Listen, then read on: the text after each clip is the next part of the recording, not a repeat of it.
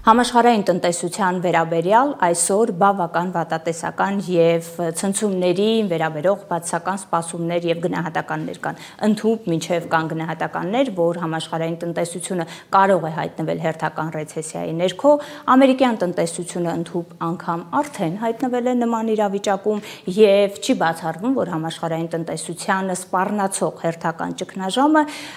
համարժեք եւ համանման լինի 2008 թվականի ֆինանսական ճգնաժամին։ Հասկանալի է, որ խոսքը Թրամփի կողմից այսպես աշխարհից որոշակիորեն տարանջատվելու կամ աշխարհի բազմաթիվ երկրների նկատմամբ մաքսատուրքեր սահմանելու գործողությանը եւ զարգացմանն է վերաբերում, դրանից բխող բավական այսպես լուրջ ցնցումային եւ բացական սպասումներով եւ նաեւ վարկագծերով։ Բնականաբար դրանց թվում այդ շարքում առաջին հերթին ֆինանսական շուկաներն են, որոնք շատ զգայուն են նման փոփոխություններին։ Մեր առաջին պատկերով հենց անդրադարձ ենք կատարել ֆինանսական շուկաների արձագանքերին, առաջին հերթին հենց ամերիկյան շուկաները եւ ամերիկյան հիմնական ինդեքսները այդ հայտարարությանը Թրամփի կողմից մաքսատուրքերի սահմանման հայտարարությանը հաջորդող օրվանից արդեն իսկ սկսեցին բացասական ցուցանիշներով առևտուրները։ Մասնավորապես ապրիլի 3-ի դրությամբ ամերիկյան հիմնական ինդեքսները S&P, Nasdaq, Dow Jones ինդեքսները 4-ից 6% անկման ներքո հայտնվեցին։ Այս գործընթացը շարունակական եղավ հաջորդ օրերի համար, ընդհանուր մինչև ապրիլի 7-ի դրությամբ այդ անկումը կար եւ հաջորդ օրը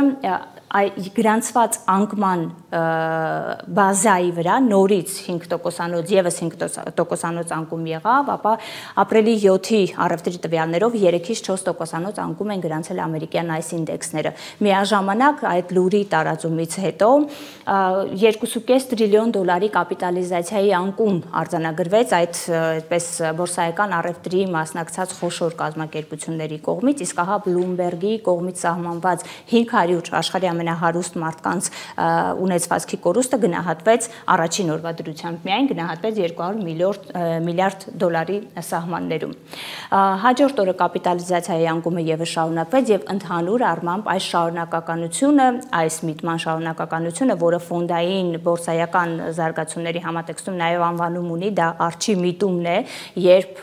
ֆինանսական այսպես վերավաճառողները, խաղացողները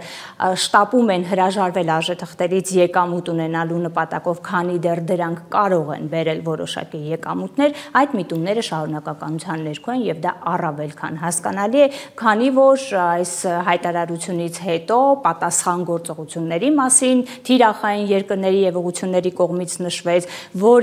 որից պատասխան կրկին Միացյալ Նահանգների կողմից հերթական կոշտացումների, իսկ ահա այսօր արդեն աշխարհի առևտրատնտեսական գիգանտների Միացյալ Նահանգների եւ Չինաստանի միջև խոսվում է ընդհանուր մինչև 104% մաքսատուրքի մասին, այսինքն առավել քան հասկանալի է, որ նման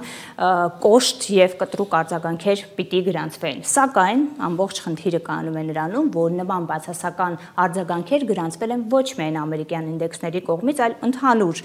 համաշխարհային ֆինանսական խաղացողների կողմից։ Օրինակ, ասիական ինդեքսներից 7% անկում խաղաղօվկիանոսյան տարածաշրջանի երկրները ներառող 13 երկիր ներառող այս հավաքական ինդեքսը գրանցեց 7% անկում, որը վատագույն ցուցանիշն է այս ինդեքսի համար սկսած 2008 թվականից։ Հոնկոնգի բորսայի հիմնական ինդեքսը 10% անկում է գրանցել, Թայվանի հիմնական ինդեքսը 9.8% անկում, Հնդկաստանի պարագայում 5.1% անկում են ունեցել, Ճապոնիայի եւ Հարավային Կորեայի ինդեքսները միջինացված ցուցանիշով 4% անկումներ են արձանագրել։ Անկումային է նաեւ համաշխարհային տնտեսության եւ համաշխարհային գների եւ տարատեսակ արժեշղթաների վրա այդ թվում առևտրային բավական լուրջ ազդեցություն ունեցող նավթի ուրեմն գները, որը ներկայացված է մեզ մոտ երկրորդ պատկերում, սա եւս պայմանավորված է նույն նավթի տարբեր տեսակների ֆյուչերսների եւ ինդեքսների արձագանքերով, անկումներով, ըստ այդմ պետք է նշել, որ Brent տեսակի նավթի գինը ուրեմն մի քանի օրվա ընթացքում 7 օրվա կտրվածքով 19% ընդհանուր կուտակային անկում է գրանցել, WTI տեսակի նավթի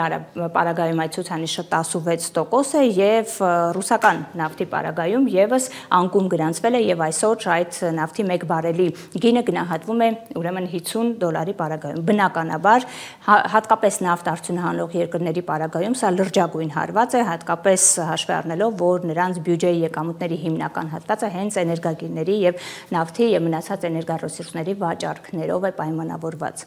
Շատ սպասելի եւ կանխատեսելի էր նաեւ կրիպտո շուկաների արձագանքերը նման զարգացումներին, որոշ տվյալներ ներկայացված է մեր երրորդ պատկերում, մասնավորապես կրիպտո շուկաների առաջատարներ Bitcoin եւ Ethereum,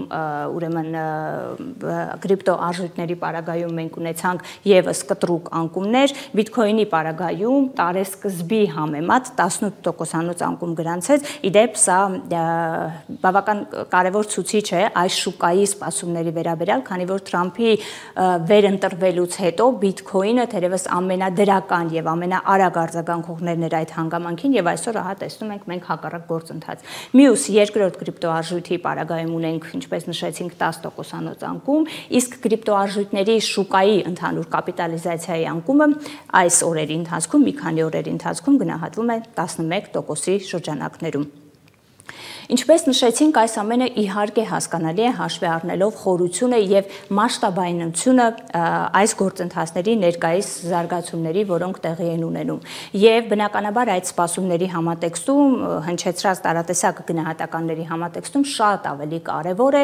այն կանխատեսումները եւ տարբեր ուղղություններով այս հնարավոր զարգացումներից եկող մեսիջները, այդ թվում դեպի մեզ եկող մեսիջները եւ հարցադրումը, թե ինչ ազդեցություն կունենա նման զարգացումը,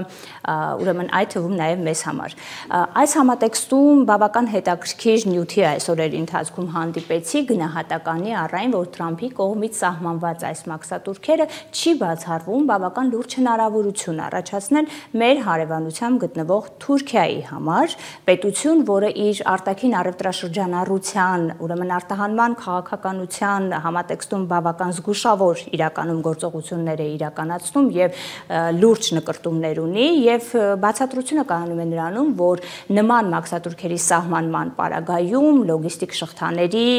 ուրեմն արտաքին առևտրաշրջանառության ուղղությունների վերադասավորումներ կարող են լինել, ինչից կարող է օգտվել Թուրքիան, որը մաքսատուրքերի թիրախում հայտնված շատ երկրների հետ ունի բավական այսպես արտոնյալ մաքսային ռեժիմներ եւ համակարգեր։ Եվ բնականաբար նման գնահատականը, որը իրատեսական է, չի կարող առնվազն մեզ չհետաքրքրել եւ մեր ուշադրությունից վրիպել։ Նույն տրամաբանությամբ, տեսեք, համաշխարհային ճգնաժամերի պարագայում ընդհանուր, այսպես տեսական որպես գնահատական կա, որ ճգնաժամերը որքանով էլ որ առաջացնում են բացասական հետևանքներ, սակայն դրանք նաև ստեղծում են որոշակի հնարավորություններ։ Մեր պարագայում ոչ վաղ անցյալի օրինակ ունենք ռուս-ուկրաինական պատերազմի դեպքում եւ դրա սկզբնական ուրեմն շրջանում կար կանխատեսում գնահատական, որ Ռուսաստանի Դաշնության շուկայի տնտեսության անկման բացասական մեսիջները մենք անվերապահորեն զգալու ենք, սակայն տեղի ունեցավ լրիվ հակառակ գործընթացներ իդեմս ռուսական կապիտալի, մարդկային եւ ֆինանսական կապիտալի հոսքերի, որը որոշակի դրական ցնցումներ եւ շոկեր առաջացրեց։ Չի բացառվում, որ այսօրվա գործընթացը համաշխարհային տնտեսության փոխադարձ այս մաքսային, ձևակերպենք այսպես, պատերազմների շարունակականությունը այլ ուղղությունների փնտրտուքների արդյունքում կարող են նաեւ այդ լոգիստիկ վերադասավորումների, արտահանումների ուղղությունների վերանայումների արդյունքում նաև որոշակի այդ բլիթների համատեքստում որոշակի պատառիկներ նաև այսպես հնարավորություններ ստեղծեն Հայաստանի Հանրապետության համար, թեև սա որոշակի կանխավարկած է միայն, սա որևէ կերպ պնդում չէ եւ երկրորդ հանգամանքը, եթե անգամ նման զարգացումներ տեղի ունենան, որը իհարկե մեզ համար դրական կլինի, մշտապես պետք է հիշել, որ ցանկացած դրական շոկ չկապիտալիզացնելու պարագայում որքան այսպես անսպասելիորեն հայտնվում է, նույնքան արագ էլ կարող է ի վերջո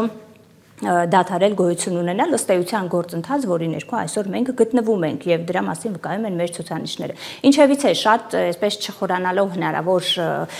այդ օրինակ զարգացումների գնահատման համատեքստում շատ ավելի իրատեսական եւ շատ ավելի կարճաժամկետ հետևանքները կարելի է ուրեմն ձևակերպել համաշխարհային տնտեսությունում ձևավորվելիք կարծես թե նոր գնաճային ալիքների համատեքստում եւ բնականաբար այդ գնաճային ճնշումների դեպի մեզ գնաճային գնաճային ճնշումների հավանականության համատեքստում։ Շատ ավելի պարզ բանաձևված, նման մաքսատուրքերի եւ նման այսպես պատերազմների, տնտեսական պատերազմների պարագայում գնաճը կարծես թե անխուսափելիորեն գործընթաց է, որը անդրադառնալու է նաեւ մեզ վրա։ Իդեպ, փորձենք նաեւ ամփոփել դրա նախնական մեսիջները արդեն իսկ կան, նախադրյալները արդեն իսկ կան։ Այսօր մեզ մոտ սպառողական գների ինդեքսի աճը էականորեն արագացել է եւ նույն կենտրոնական բանկի խորհրդի գնահատմամբ շատ լուրջ ռիսկեր կան արտաքին ազդակների եւ նոր գնաճային ճնշումների։ Հետեւաբար մենք հերթական անգամ գործ ունենք համաշխարհային գլոբալ հնարավոր խոշոր ցնցման հետ, որը եթե որոշակի հնարավորություն կա նաեւ դրական զարգացումներ ապահովելու սա եթեի ներքո, ապա շատ ավելի իրատեսական է, որ բացասական հնարավոր հետևանքներ կլինեն եւ առաջին հերթին նույն գնաճային նոր ալիքի դրսևորմամբ։